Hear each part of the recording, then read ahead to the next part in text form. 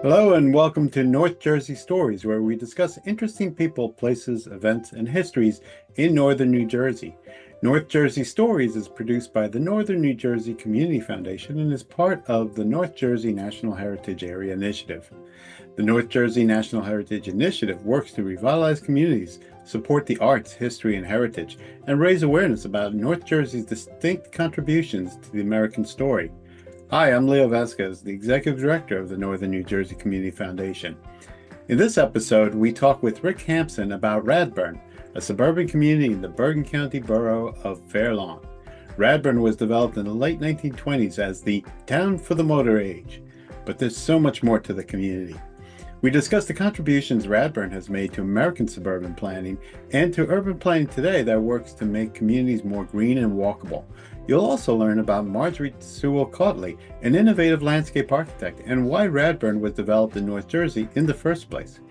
Rick Hampson is an expert on the history of Radburn, where he lives. He is a former Associated Press and USA Today reporter who writes about his town on Substack, and he also leads tours there. You can find a link to his Substack and other resources at the end of this program. Rick, welcome to North Jersey Stories. Thanks, Leo. Glad to be here. So, Rick, can you tell us a little bit about Radburn? What makes it distinctive? People often say, you hear say, well, Radburn was the first planned community in the nation. And you know right off the bat that that's wrong because uh, because human beings have been planning communities as long as they've had them. But Clarence Stein, who was the co-planner of Radburn back in the late 20s, probably gave the best definition. He said Radburn was the first community anywhere in the world to be planned expressly to help people live with the car and in spite of it. And the in spite of it is a reference to the fact that Stein and his colleagues who planned Radburn didn't look very positively on the automobile, which was changing life across the country. But they realized that somehow communities had to change to meet this challenge, and Radburn was their answer. Radburn is known as the town for the motor age, which makes a lot of people think, oh, okay, it's just one of those suburbs of ticky-tacky houses with the big garages out in front where you have to drive everywhere for everything. Right. But that's not the case with Radburn, right? Levittown, New York is, lowercase the town for the motor age. But Radburn, which was founded, as you say, in 1928-29, Levittown followed about 20 years later after World War II. Um, but Radburn was the first attempt to deal with the motor age. By the time Levittown, a classic post-war suburb that fits the description you just gave, the car is already king. But it's just becoming king by the late 20s. And this is the first attempt to really grapple with this force that's going to totally change the American landscape. And so people were already moving out to the suburbs. In the suburbs of New York, they were moving out of New York City and Hoboken and Newark. So what makes Radburn different? What makes it distinctive? Why are we talking about Radburn? Well, partly because of its historical response. You have to remember, people think about the 1920s as the Roaring Twenties, the Jazz Age, flappers, bathtub gin, speakeasies, Gatsby. But in the big cities in America, the 20s were a crisis. There was a developing urban crisis everywhere from New York to San Francisco. And it was a crisis of congestion, essentially. On the Lower East Side, for instance, you had some of the most congested places on the planet. Terrible tenements, terrible conditions. Mhm. And adding to that is what we call the crisis of the car. Because onto these streets, which are laid out for, horses and for trolleys at best, suddenly you're injecting millions of new cars every year, and the result is chaos. Um, and a couple of people, Clarence Stein, who I mentioned, and his planning partner Henry Wright, and a few others, thought there had to be a better way, some way of creating communities in which the car had its proper place and that people weren't living on top of each other. And so they settled on an English concept of the Garden City. And they set out in the 20s to build the first American Garden City. And that led down the road to Radburn. Could you talk a little bit about some of the elements of Radburn, and how they connect to this Garden City model? Be a good time to take a look at a slide of what Yeah. Radburn looked like.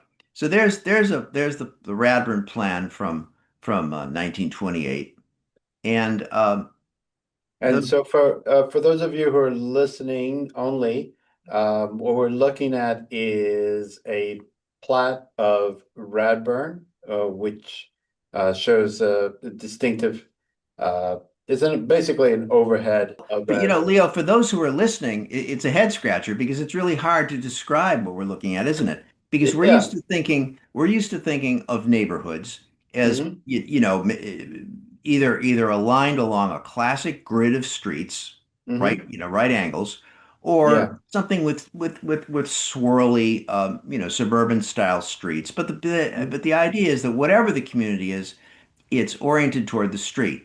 But Hmm. Stein and Henry Wright had a different idea. They said, let's take parks and make parks the backbone of our community.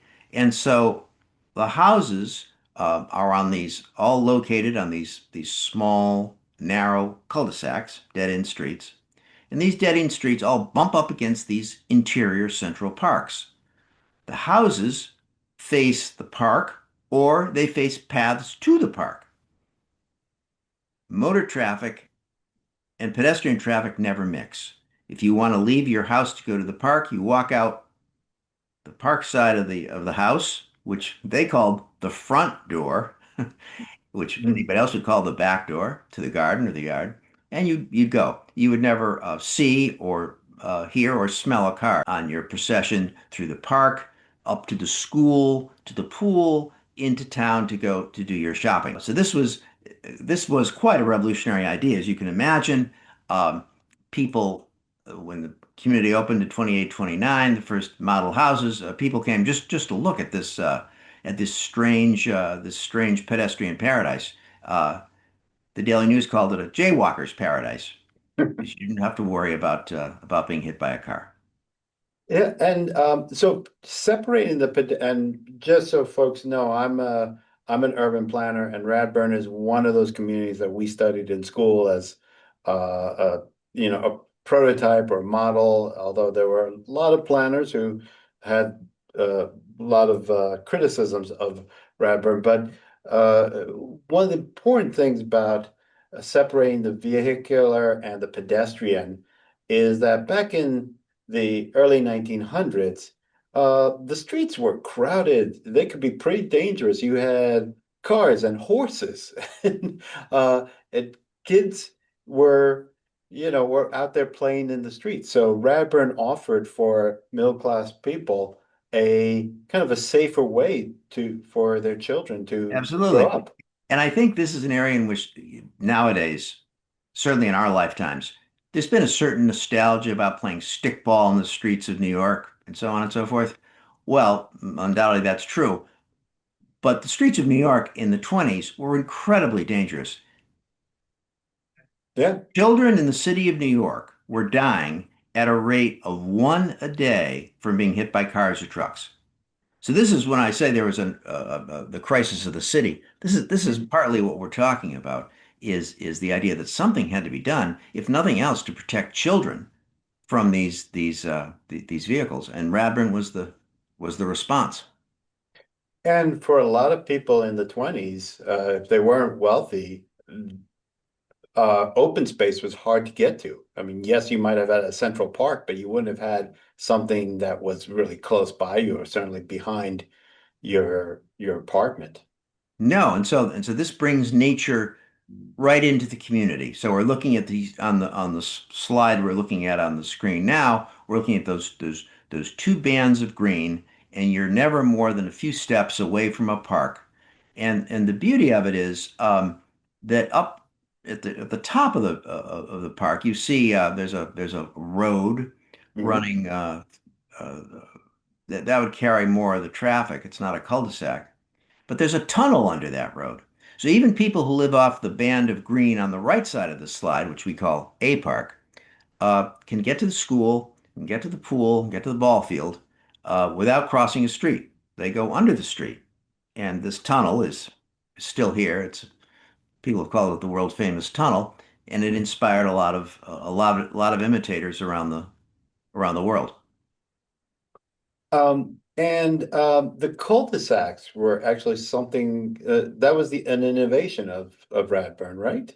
It was as Stein liked to point out, there were cul-de-sacs in New Amsterdam, but again, nothing new. But it was the first time the cul-de-sac was used as kind of an integrating principle for an entire community. It's a community of cul-de-sacs, so that was something very new.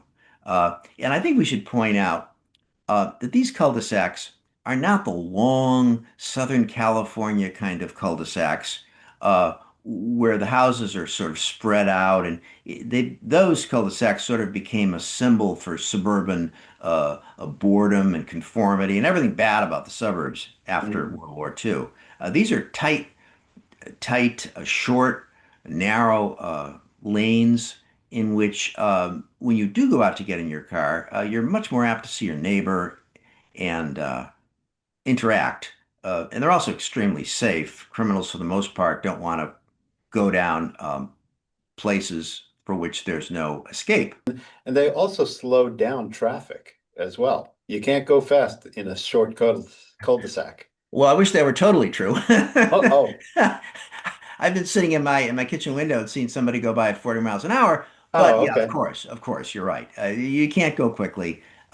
It's narrow. There's nothing in the world, unless you're 17 and have a nice new car, that would make Mm. you want to go fast down one of these cul-de-sacs. And we're a little sketchy on the exact statistics. We can't find any case since 1930, 29, of a person being seriously injured in a cul-de-sac by a car. I actually live on a cul-de-sac in North Jersey.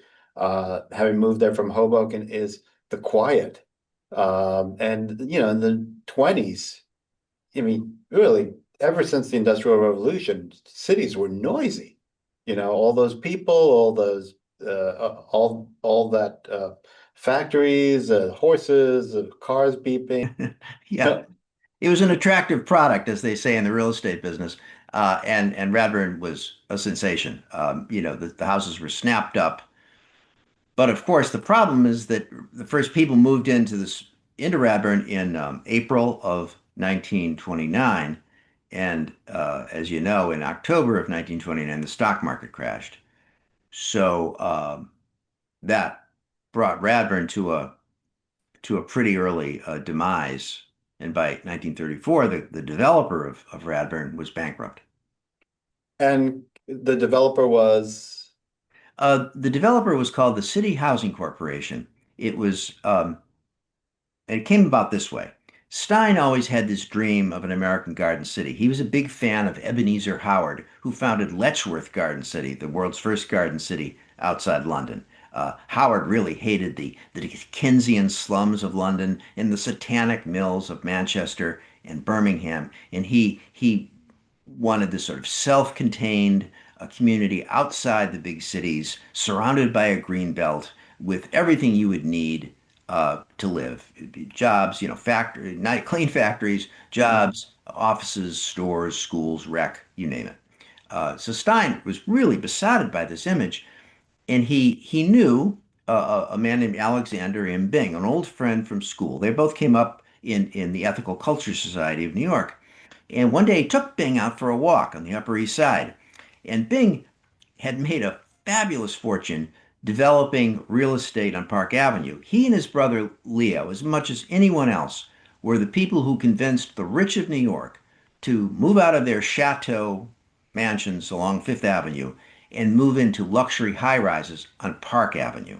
mm, By 1914, they had built over a dozen apartment houses like that and had made a fortune. By early 20s, Bing is looking for a new challenge and he wants to do something public spirited, as he put it. And and Stein said to Bing on this walk, I know you're looking for a new challenge. I have a challenge for you, American Garden City. And so Bing went out and formed the City Housing Corporation, which was kind of a quasi-philanthropic entity. He raises money. He gets $3.5 million from John D. Rockefeller Jr. Hmm. investment.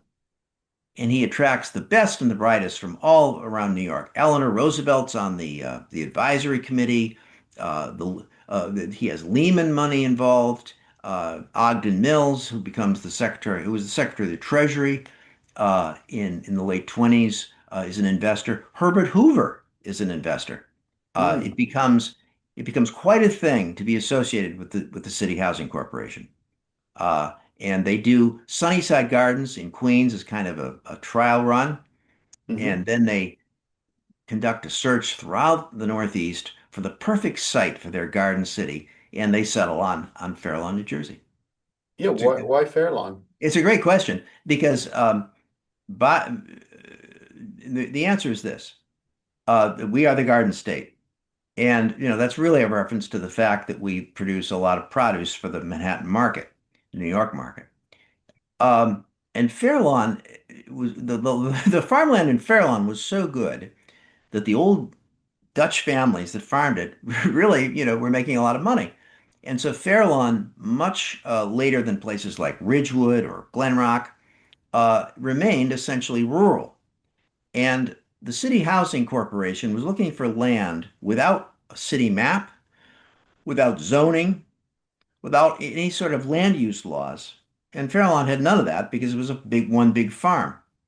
Hmm. And it was contiguous. And there were other good things. It was fairly flat, the sort of things developers look for.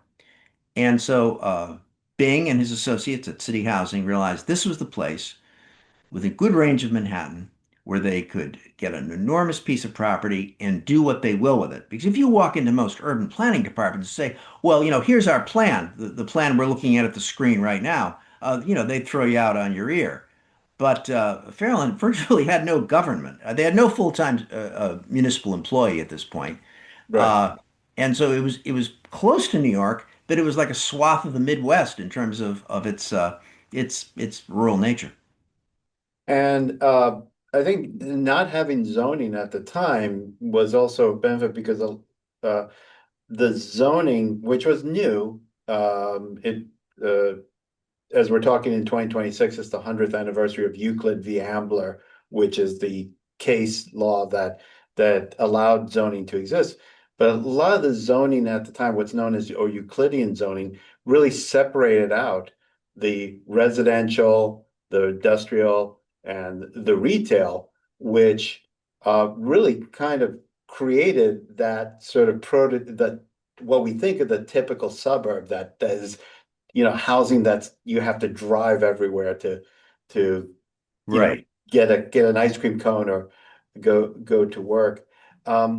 But I would say the other thing too, and I wonder if this is something that was a consideration. Fairlawn was fairly close to Patterson, which was still a major industrial center. You could get to Newark pretty easily, and Newark was uh, active. Not quite as big as New York, but it was an active commercial and industrial center as well. And there's the history of the trains in North Right. Jersey as well. Right. Do Right. you think that was an element in their thinking? Well, if you think about Patterson, you think about Fairlawn in 1927. What a contrast! Patterson, this industrial colossus, just over the Passaic River from Mhm. rural Fairlawn. Uh, but really, Leo, I think the crucial factor for Radburn, for Fairlawn, was that it was close to New York City. New Mm, York City was the locus of the crisis, and New York was where people were dreaming of a solution and where they had the money to impose a solution. mm, So you could make a great case that, oh, Radburn is a response to Patterson, but it wasn't so much. It was more a fact that these New Yorkers were looking for a place for their experiment, and here was this large swath of un you know undeveloped land that they could buy. Now, it didn't come cheap, which becomes a problem for them in the Depression. One of the other things that was innovative was its creation, its development that the Regional Plan Association was involved. It was done through what today might be called something close to a charrette. It was done through a group of experts were involved in thinking about what this model community should be. Very much so. It was a real teamwork, really an example of teamwork. It was Stein and Wright, but they had all these experts. A guy named Clarence Perry, who really came up with the idea of the what he called the neighborhood unit. Now we're looking at what you and I were discussing, these idea of houses turned around, and I think this is what we call the B Park in the foreground, and in the background are two houses. And especially the house on the right, it's clearly that's the front door. And the other side of that house has is on, as a cul-de-sac in behind it. And the idea was that the cul-de-sac door was where deliveries would take place. It's where you have the kitchen, it's where you have the bathroom, the entrance to the cellar. And the front of the house facing the greenery has the living room, the dining room, and it has as many bedrooms as you can get into the front of the house. So this is the New England Village Green. This is the stately English estate that you're looking out at. And the other door, the so-called back door, is where the urban necessities must take place. Radburn is famous for the two parks that we saw in that earlier slide, those long interlocking parks. And for a long time, Radburn was thought as the story of three men: Clarence Stein, his partner Henry Wright, and their angel investor Alexander M. Byng. Um, but at some point around the turn of the century, some people started to say, "What are these beautiful parks? Where did they come from?" And Radford is also the story of a woman who, for a long time, was really neglected, and her name was Marjorie Sewell Cautley. She joined Stein and Wright in Sunnyside for Sunnyside Gardens, and then she was in on the floor of planning Radburn, and she had a lot of interesting ideas. Probably the most notable for us today is she was really early on in the notion of planting a native species. She wrote that in planning the parks of Radburn, she wanted to preserve an echo of the forests and the meadows which are being destroyed so rapidly in North Jersey. And these parks reflect that. At the time, landscape architecture was, to a large extent, designing the estates of the wealthy, and the wealthy generally like to impress and dazzle their guests by exotic plantings. Cotley went in a totally different direction, and her approach is now, of course, much more honored than it was. And she also designed the common spaces, the open spaces, mostly for women and children. Yeah, that was really her focus. And again, it really ties in well with the notion of New York being kind of threatening to children and families.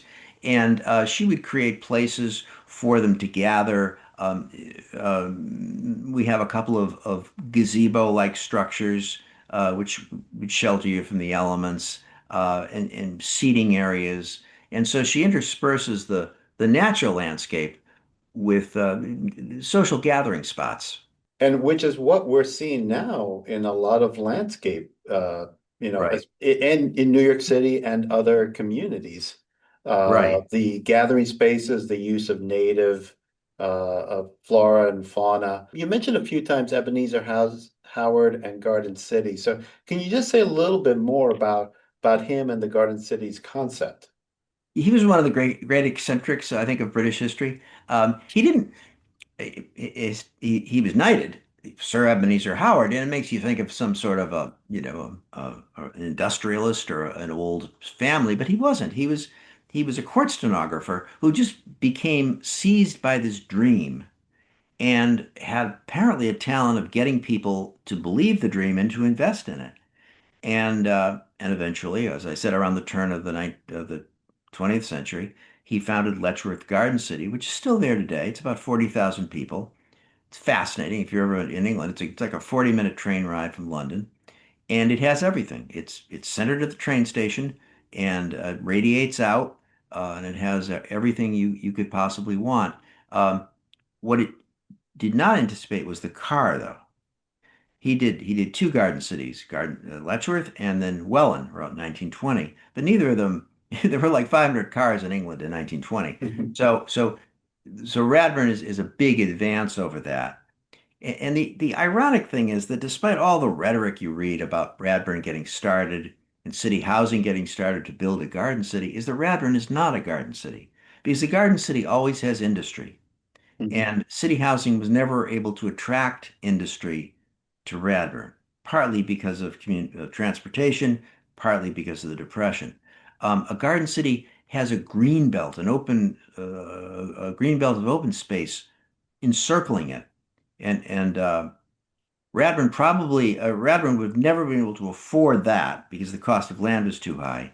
The Depression certainly assured that they didn't, and all we have now is the Saddle River basin, which is essentially a floodplain. But that's the only. And the third element of a garden city in the UK context was common ownership of land. And that Alexander Bing said that's really a no-no here. We're not going to go down that road.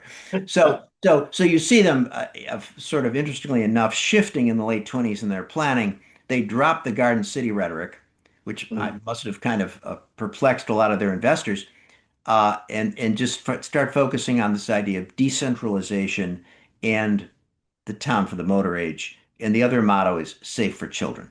One point that I wanted to bring up here is that Ebenezer Howard was doing his writing in the mid late 1800s, and I think, like a lot of other people, he was responding to the excesses of the Industrial Revolution, which we saw in the United States here with the pollution, the concentration of people to an extent that most people don't would find unacceptable today. Example, Hoboken in 1910, mile square city, because it's about a mile square, Right. had about 70,000 people, probably living on about a half mile of land. And that was, and it wasn't, a nice concentration either. They No, were no, no, places where if you were not, it was not Mary Poppins for a lot of middle income no. It or was on the especially waterfront. low. Yeah, yeah. It's interesting how you said the kind of the Americanization of the Garden City's concept into through Radburn. So let's talk about how Radburn, what's been its influence on suburban development, and Yeah. maybe even urban development. Well, that, of course, is the first question everybody wants to know. So, what influence did Radburn have? And I like to say, oh, none. Because I'll explain. Radburn was named a National Historic Landmark in 2005. It's only one of four in Bergen County and one of only about 60 in the whole state of New Jersey. So that's a big deal. But to get that designation, you have to show that whatever you're trying to designate, from the Empire State Building to the Brooklyn to the Golden Gate Bridge, is more than a local curiosity. It's of national significance. And so, of course, the case was made that Radburn influenced uh, uh, suburban development around the country. And it's true enough that Radburn was ransacked for parts. They took the idea of the cul-de-sac, stretched it out, widened it, and half of Southern California and most of Florida is now covered with cul-de-sacs. Um, the idea of the super block. We should have mentioned that earlier. The super block is the block surrounding those parks we saw before, those interior parks. Well, that turns up at the World Trade Center and Lincoln Center and places like that. Um, but the comprehensive scheme that Radburn was, in which you have someone like Henry Wright drawing the property lines around the house to match the topography around the house. Um, this don't come cheap. And you don't if you don't have a genius planner like Henry Wright in your staff, you have problems. Much easier to buy a flat piece of potato farm, Mhm. divide it up by 100 lots, 30 by 100, whatever it is, and stick the house in the middle of the lot, have the house facing the street, and go from there. And so, although, as I say, Radburn was ransacked for parts after World War II, you have Levittown with its through streets and its other things, basically setting the tone. Radburn never caught on in the marketplace. Didn't catch on, obviously. The marketplace was destroyed by the Depression. But after the war, the greatest housing boom in the history of the planet, and Radburn, which once claimed to be the future, now looks like the past. And the Levitts, when they're doing their stuff, we don't know a lot about to what extent they were not aware of Radburn. They must have been aware, but they had done a lot of things during the war. They had their own ideas, and they weren't so much listening to Clarence Stein and Henry Wright. Uh, but I would say that Radburn, the idea of balancing urban living and nature, the built environment and nature, that as an intentional element of development, I think that is something that really got lost with kind of Levitt and then you know the mega Levitt towns, which just Yeah, made these houses bigger and farther away from each yeah, other. But yeah. it's really sort of coming back and with new urbanist developments, with other types of development, other types of developments around the Well, country. the funny thing is that Radburn has always been at the center of controversy. You know, it was at the center of controversy when it was first built because it was so different. And then after World War II, it was controversial because it wasn't Levittown, it wasn't that thing. And then finally, with the rise of what is known as the new urbanism in the 1990s, they look back and poor Radburn is hardly a model. There's a few communities that are modeled on Radburn. For the most part, they're modeled on Levittown. But poor Radburn is singled out as the ideological source of American suburban sprawl and boring suburbia. And so again, Radburn has to fight this ideological battle. I think this one way to put it is that Leo, I grant all your points, but certainly Clarence Stein and Henry Wright didn't feel that their vision was accepted. You know, the way they wanted it, and just in the balance that they wanted it, they thought they had worked out a really good formula and or approach, I shouldn't say formula, and they were disappointed. Okay. Yeah, I mean I get that. I think the criticisms of it being a model for sprawl, I think were unfair compared to what we've seen later on in the 20th Right, century because right. it was it's a very walkable community. I mean, and it connects with it connects with train station, with the parks, a lot of developments, especially from the 1950s through the 1990s. You can't do that. You have to drive everywhere. You have to drive to a Yeah. park if you want to take a walk. Yeah, everything else with Radburn, you know, there's an argument to be had. As you say, it is a good antidote to sprawl. On the other hand, it was greenfield development. You know, here's Marjorie Yes. Cotley saying, "I'm trying to preserve an echo of the woods and forest, the woods and meadows, you know, which are being paved over." Well, Ms. Cotley, you're paving it over. You know, you're participating in this game. So, you know, Leo, my bottom takeaway about Radburn is that it's just a fascinating place. You can see every strain in city and suburban planning here, arguments over all sorts of things. Uh, but what Steve Taylor, my colleague, and I in Historic Radburn really think is interesting is the notion of people in the late 20s who were essentially idealists. They weren't doing this to get rich. Bing Hmm. was already had more money than he could ever use. And instead of going out and, building gambling casinos or, things like that, they really tried to create a better place, better community. And that kind of idealism, I think no matter what the vogue or the fashion of planning is, that never goes out of fashion. You know, Stein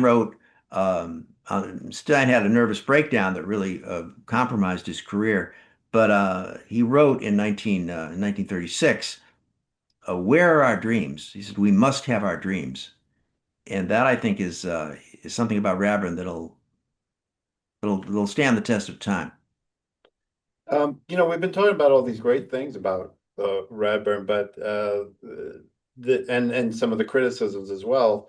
But there was also a pretty dark side of Radburn about the, and if you could talk a little bit, and I would say it, it's kind of disappointing to learn about the involvement of Clarence Stein, who was, who is a hero to a lot of planners. So, Rick, could you tell a little bit about the dark side of Radburn?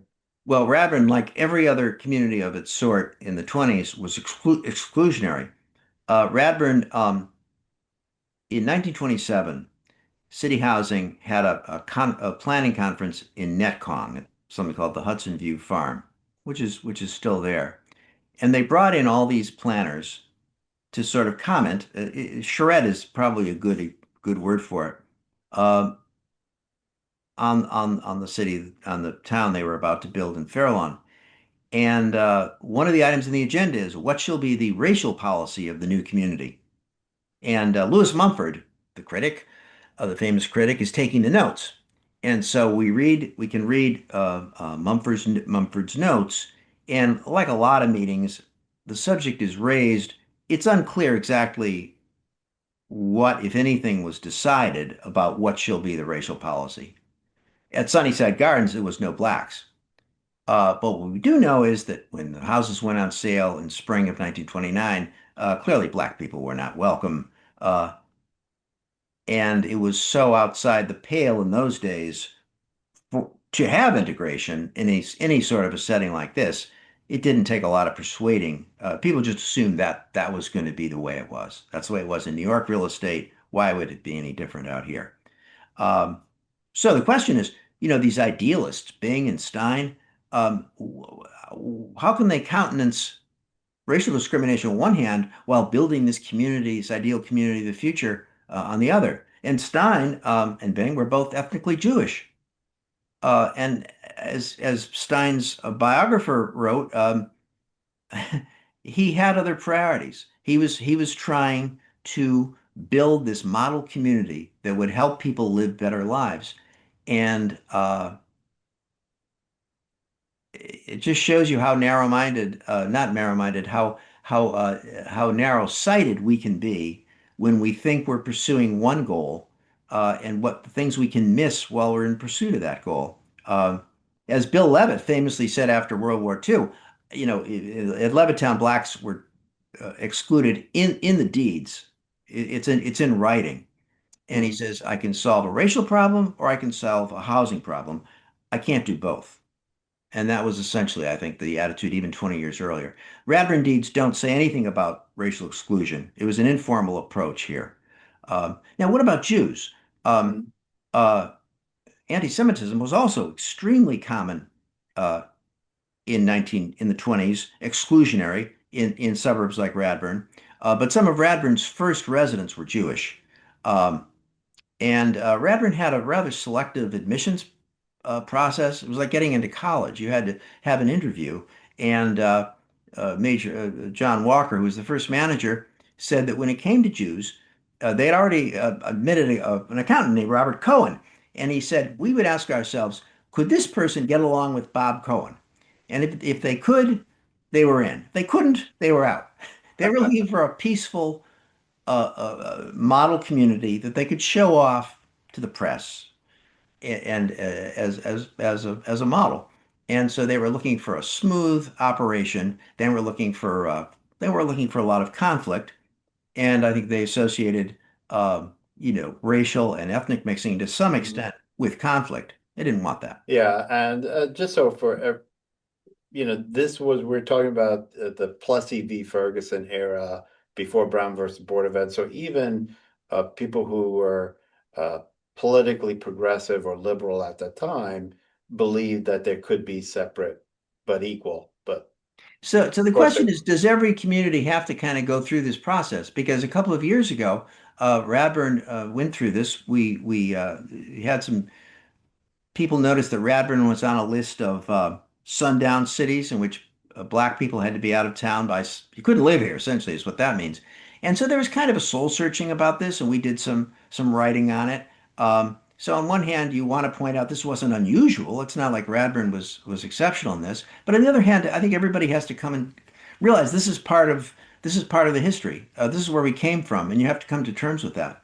I think every community does. So, could you tell us a little bit about Radburn today? What's it like to live? What's it like to live there? It well, it's not for everyone. You know, if you have I was going to say if you have four cars, if you have two cars, it can be tough. Parking is very tight on these cul-de-sacs. The houses are Stein and Wright were so proud of the fact that they had attached garages in these houses, you know, built into the structure of the house. First place it was done anywhere. Hmm. But of course, they're just one car garages, and most people have them full of junk.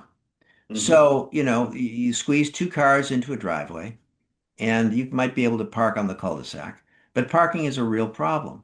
And if you think about, I think most people, ease of parking is is a big value for us, and that's not the way it is in Radburn. So I think Radburn is full of people who love the parks, who love the community, but understand that the houses are not that large. Hmm. That in some ways there's not that much privacy in the yards.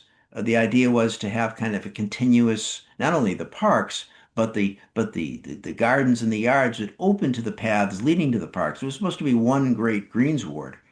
Uh, Now, if you're trying to have a private moment with guests or something like that, unless your yard is landscaped appropriately, maybe there isn't the privacy a lot of people would like. So it's not 2 acres in Franklin Lakes or Summit.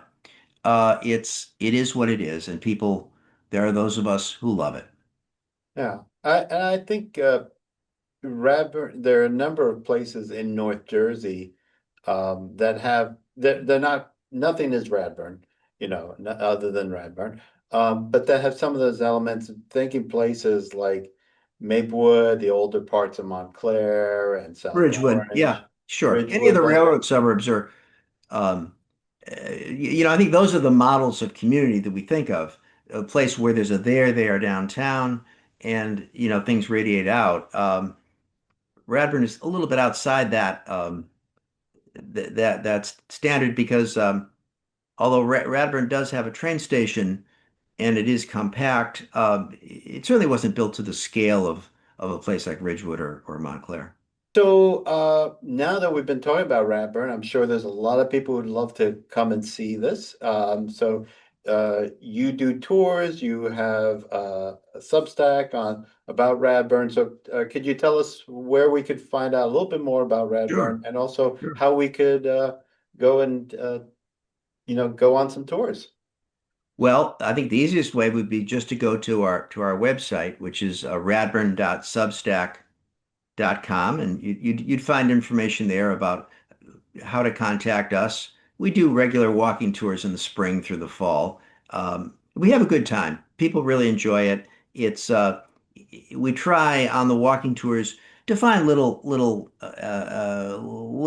physical examples that tells Radburn's history. A sidewalk that suddenly ends because the Depression ended, you know, the next development, um, and things like that. So it's physically beautiful. The Cotley parks are lovely 3/4 of the year, and it's just an interesting story. I think people have questions, and they see it seems to resonate with them, not only for the reasons we discussed, but also because it represents such a strain of idealism that you might not always find to be too common. So just reach out, and we can link up, and we'll take you around. And the great thing is, of course, that the tours are free. We're into public education here, and so we're happy that with anybody who'd like to come. Thank you, Rick. Thanks, Leo. I enjoyed it. Thank you for joining us today at North Jersey Stories. You can learn more about Radburn by visiting Rick's Substack at radburn.substack.com. You can also learn more about the North Jersey National Heritage Area at nnjcf.org/njnha.